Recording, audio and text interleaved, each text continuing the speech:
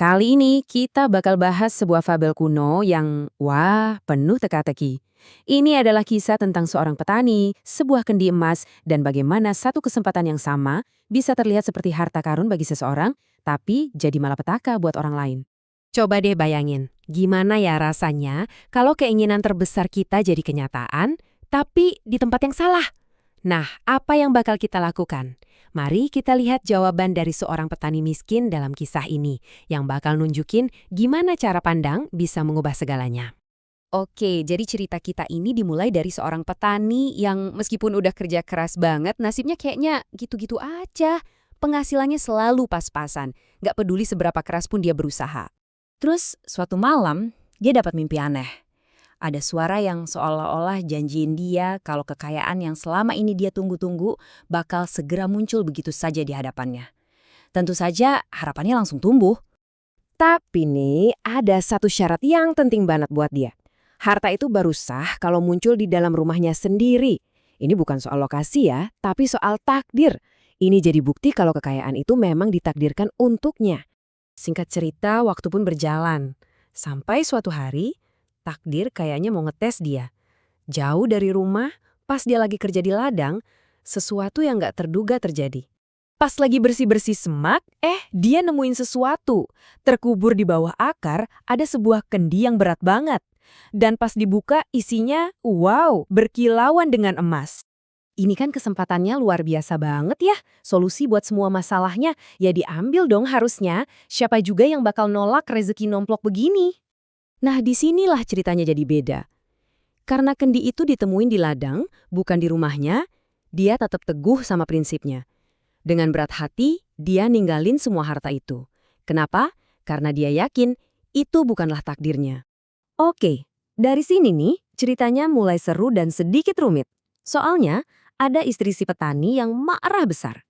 Saking sebelnya, dia nganggap suaminya itu bodoh banget. Terus, dia malah ceritain rahasia ini ke tetangganya, dengan harapan bisa dapat bagian sebagai imbalannya. Dengar kabar itu, si tetangga jelas seneng banget dong. Tanpa pikir panjang, dia langsung lari ke ladang, udah ngebayangin semua kekayaan barunya. Dan bener aja, dia nemuin kendi itu persis di tempat yang diceritain. Dengan gak sabar, dia langsung intip isinya. Tapi, yang dia lihat sama sekali bukan emas. Kendi itu isinya penuh sama ular-ular berbisa yang mendesis siap menyerang. Wah, harta karun tadi berubah jadi mimpi buruk. Si tetangga ini karena merasa dijebak dan marah langsung mikir yang enggak-enggak. Wah, perempuan licik, dia pasti mau aku digigit ular sampai mati. Dia sama sekali nggak bisa mikir ada penjelasan lain.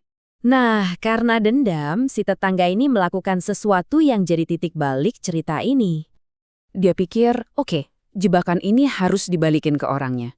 Jadi, pas tengah malam, diam-diam dia bawa kendi itu ke rumah si petani dan nuangin semua ular itu lewat jendela yang terbuka. Ajaibnya, besok paginya, pas si petani bangun, dia nggak nemuin ular sama sekali. Tapi yang ada di lantai dapurnya adalah tumpukan koin emas yang berkilauan.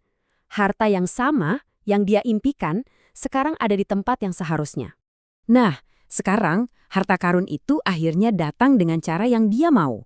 Karena muncul di dalam rumahnya, persis seperti syarat yang dia buat, dia bisa menerimanya dengan hati yang tenang.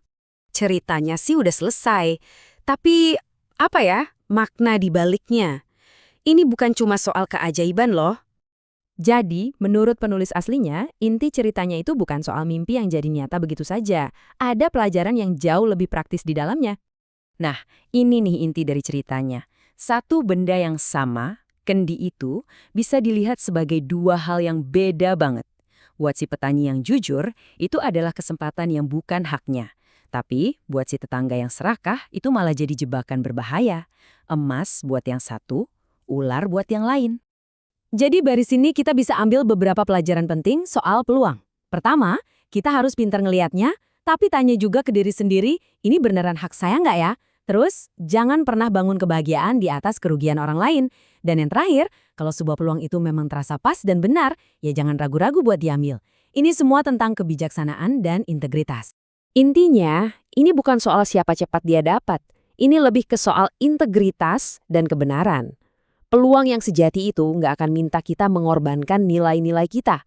Peluang yang tepat akan datang dengan cara yang tepat juga. Nah, sebagai penutup, coba deh kita renungkan. Lihat di sekitar kita sekarang.